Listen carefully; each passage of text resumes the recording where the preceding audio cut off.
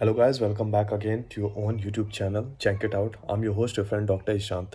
एक नए वीडियो के साथ, एक नए अपडेट के साथ आपके सामने आया हूँ और ये बहुत ही बड़ी गुड न्यूज़ भी कह सकते हैं या अब ये आप डिसाइड करिए ये आपके लिए गुड न्यूज़ है या बैड न्यूज़ है क्योंकि रिसेंटली आप सभी जैसे जानते हैं कि रशिया और यूक्रेन की वॉर की वजह से इंडियन स्टूडेंट्स जो वहाँ पे पढ़ रहे थे उनको इवैक्यूएट होना पड़ा और ऑलरेडी 20,000 से ज़्यादा इंडियन स्टूडेंट्स इंडिया में हैं और जिन्होंने अपनी पढ़ाई मतलब आधे ही छोड़ के उनको आना पड़ा।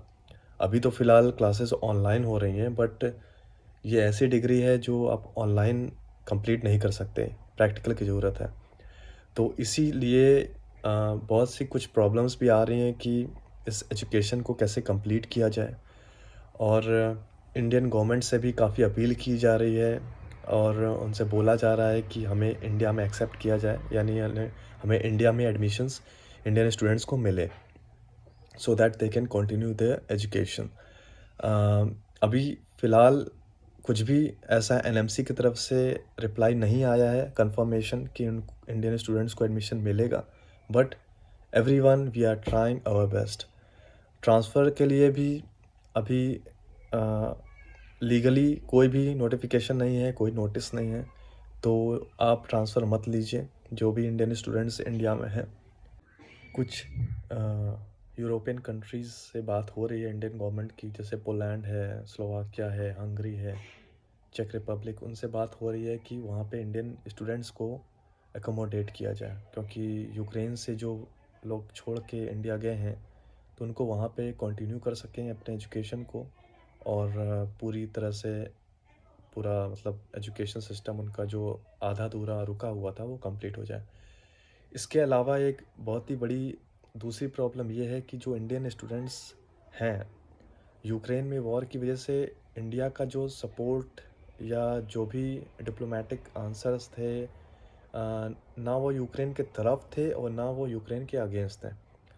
तो इसमें भी कुछ इंडियन स्टूडेंट्स को भी थोड़ी बहुत परेशानी देखने को मिल रही है क्योंकि जो यूक्रेनियन प्रोफेसर्स हैं, टीचर्स हैं, ऑनलाइन क्लासेस में भी बच्चों को ये चीज़ बोल चुके हैं कि बहुत से ऐसे कई मैसेजेस भी हैं, टीचर्स बोल रहे हैं बच्चों को why your government is not supporting Ukraine, they are supporting Russia, they should give us equipments, I mean the weapons and all these things.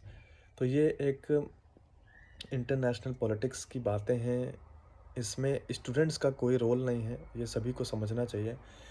Those who are in Ukraine they are of course supporting Ukraine because ये एक second home की तरह है क्योंकि आप 6 साल वहाँ पे बिताते हैं तो आपका कुछ लगाव हो जाता है। No one is saying that no India Ukraine should become Russia और Russia should attack Ukraine. Humanity है सबके अंदर, हम सभी रिस्पेक्ट करते हैं।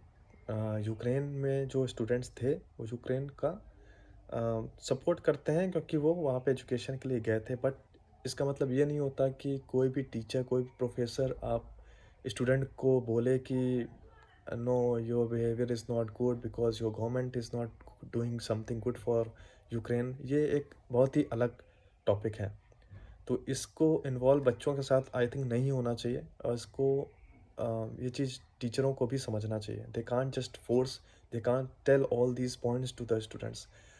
Teachers job is to teach, students job is to learn, बस उसके बीच में कोई भी पॉलिटिकल इश्यूज नहीं होने चाहिए।